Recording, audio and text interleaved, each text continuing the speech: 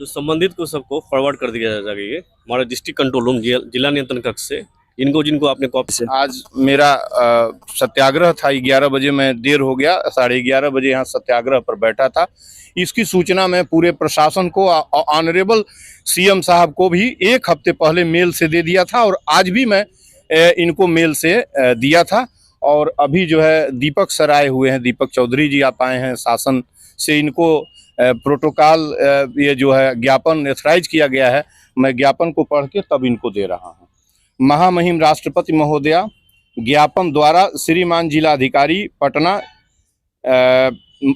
महामहिम आज एक ऐतिहासिक गांधी मैदान से 3 संवैधानिक उपाय सुझाता हूं।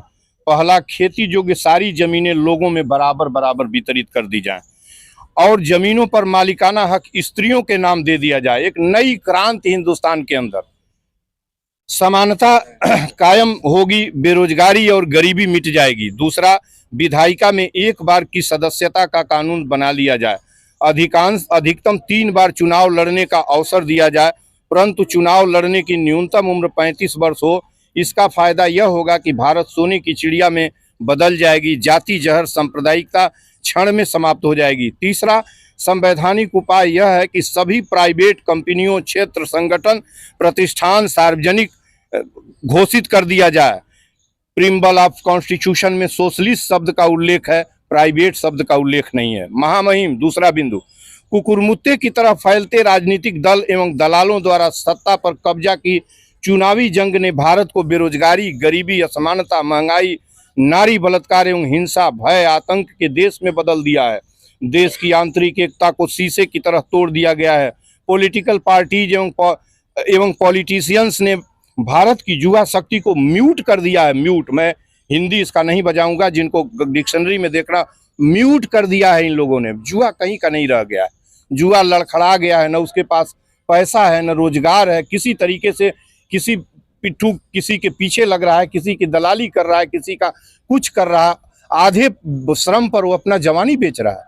ये मुल्क हमने उन्हीं लोगों ने बनाया है, भगवान ने नहीं बना के ऐसा भेजा है। महामहिम पिछले 2 वर्ष से मैंने दर्जनों पत्र राष्ट्रपति, लोकसभा अध्यक्ष, वित्त मंत्री, भूतल परिवहन मंत्री, रेल मंत्री, प्रधानमंत्री को लिखा, जिसमें असमानता, बेरोजगारी, गरीबी, शराबबंदी, प्राइवेट सेक्टर को पब्लिक सेक्टर घोषित करना, शिक्षा, चिकित्सा करना, शैक्षिक संस्थाओं का, मंदिरों मस्जिदों को और चिकित्सा के रूप में बदल देना। वकील व पत्रकार की उम्र 35 वर्ष हो जाए, उतना ही पेंशन दिया जाए जितना विधायिका के सदस्यों को, सांसदों और विधायकों को दी जाती है। यदि असमय में पत्रकार वकील की मौत हो जाती है तो उस पेंशन की आधी पेंशन उसकी पत्नी को तत्काल दिया जाए। वृद्धावस्था पेंशन 1290 रुपया प्रत्येक व्यक्ति को, जिसकी 60 वर्ष उम्र हो जाए, जिसको पेंशन नहीं है, 1290 रुपया दिया जाए। क्यों कि 42 रुपया प्रतिदिन अब गरीबी रेखा हो गई है। मानते हैं कि 42 रुपया प्रतिदिन जो कमाता है वो गरीबी रेखा। ये दे दें, बहुत आसान है, मुझे ये दे दें, मैं तो फंड बता दूं इनको, कहाँ फंड रखा है। हिंदुस्तान के ऐसे 21-22 करोड़ लोगों को आप दीजिए, सहर्ष दे दीजिए, कोई दिक्कत नहीं है। निजी गाड़ियों पर टोल टैक्स समाप्त किया जाए। भारवाही ट्रकों पर 1 रुपये प्रति किलोमीटर टोल टैक्स लिया जाए। डीजल पेट्रोल क्रमशः 64 रुपये 74 रुपये किया जाए। पैसेंजर व पुरानी मेल एक्सप्रेस गाड़ियों को किराया मुक्त व पुराने किराए पर चलाया जाए। महामहिम, मेरे किसी पत्र का कोई उत्तर नहीं मिला। इसमें लोकतंत्र कहाँ है? मैं कैसे मान लूं कि लोकतंत्र लोगों का तंत्र है, लोगों द्वारा है और लोगों के लिए है? इसमें मैं केवल वोट देने की जगह फिट बैठता हूं। संविधान के पन्ने में लोकतंत्र है परंतु व्यवहार में नहीं है। ऑनरेबल जस्टिस मार्कंडे काटजू ने कहा है, भारत में लोकतंत्र नहीं है। संसदीय डेमोक्रेसी को मैं डेमोक्रेसी नहीं मानता। पटना हाई कोर्ट के ऑनरेबल जस्टिस संदीप कुमार ने बुलडोजर पर कहा, यहाँ भी बुलडोजर चलने लगा और वोट दीजिए क्रिमिनल्स को। अगली लाइन में उन्होंने कहा, एक प्रोसीडिंग्स में मैंने सुना है, ऑन रिकॉर्ड वो प्रोसीडिंग्स है, कहा कि क्रिमिनल्स को वोट दीजिए। ये जजेज भी जानते हैं कि ये क्रिमिनल्स, इस तरह से क्रिमिनल्स फैले हुए हैं जगह जगह। जिस देश में के लोकतंत्र को मंदिर मूर्तियों से नियंत्रित करने लगे, जिस देश की विधायिका में कुछ सदस्यों को छोड़कर शेष चोर, लुटेरे, व्यभिचारी, बलात्कारी हों, वहाँ कैसी डेमोक्रेसी? महामहिम चावल, गेहूं, आटा, दाल, नमक, चीनी, हवा, दवा, पानी, वन उत्पाद को जीवन का स्रोत है, मैं मानता हूं कोई मनुष्य और मनुष्यों की कोई संस्था उन पर कर नहीं लगा सकती। अनगिनत पत्रों में मैंने समाप्त करने का निवेदन किया। मैंने लिखा जीएसटी अधिकतम 12% कर दीजिए। जब राष्ट्रपति, विधायक सहित 68 तरह के वीआईपी गाड़ियों पर टोल टैक्स नहीं लगता, फिर हमारी गाड़ी पर टोल टैक्स क्यों लिया जाता है? यह तो राइट टू इक्विलिटी का वायोलेशन है।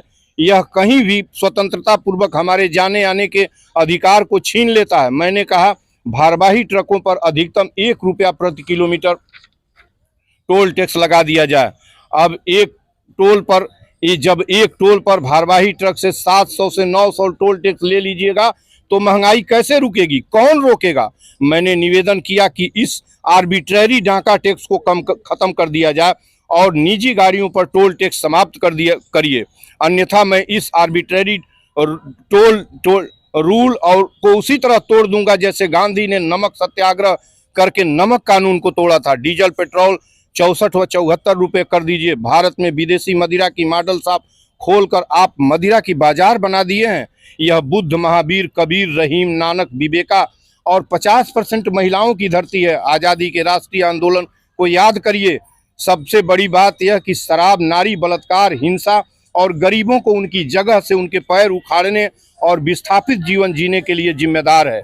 शराब जहर है, शराब मौत है, शराब भारत का पतन कर रही है। शराब बंद कर दीजिए। महामहिम, मुझे गांधी का स्वराज चाहिए, मुझे भगत सिंह का समाजवाद चाहिए, मुझे अंबेडकर का संविधान चाहिए, न इससे ज़्यादा न इससे कम।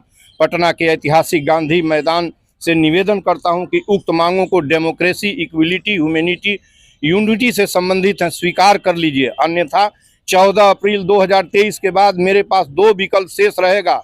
मैं भारत में लोकतंत्र, समानता, स्वतंत्रता, मानवता, एकता की रक्षा के लिए परम सम्माननीय सर्वोच्च न्यायालय, सम्माननीय उच्च न्यायालयों में गुहार लगाऊंगा और इनकलाब, सत्य, अहिंसा पर आधारित जो मेरा मौलिक अधिकार है, सदन के दरवाजे पर सत्याग्रह करूंगा, क्योंकि सदन पर जितना अधिकार आपका है उतना ही अधिकार मेरा है। प्रतिलिपि माननीय अध्यक्ष लोकसभा, सभापति राज्यसभा, माननीय मुख्यमंत्री बिहार, रिस्पेक्टेड सचिव गृह सचिव Bihar, respected SSP Patna, ADM Patna, SP city Patna. अब मैं ये ज्ञापन सर दीपक सर को दे रहा हूं और ये बताएं कि इसमें क्या कार्रवाई होगी। जो संबंधित को सबको फॉरवर्ड कर दिया जाएगा। ये हमारा डिस्ट्रिक्ट कंट्रोल रूम जिला नियंत्रण कक्ष से जिनको आपने कॉपी दिया है सबको यहाँ से जिलाधिकारी के यहाँ चला जाएगा। और फिर वहाँ से सभी जगह चला जाएगा। मुझे मेरा ईमेल आईडी है, हमको सूचित करा दीजिएगा, इतना कराइए। आप डाले हैं? हाँ सर। ओके। कॉपी आपको भी हो जाएगा। कॉपी आपको भी हो जाएगा। जी। धन्यवाद आपको। और हाथ मिलाइए। चलिए, ज्ञापन सौंप दिया गया। अब अपनी बात को भी खत्म करते हैं। जय हिंद।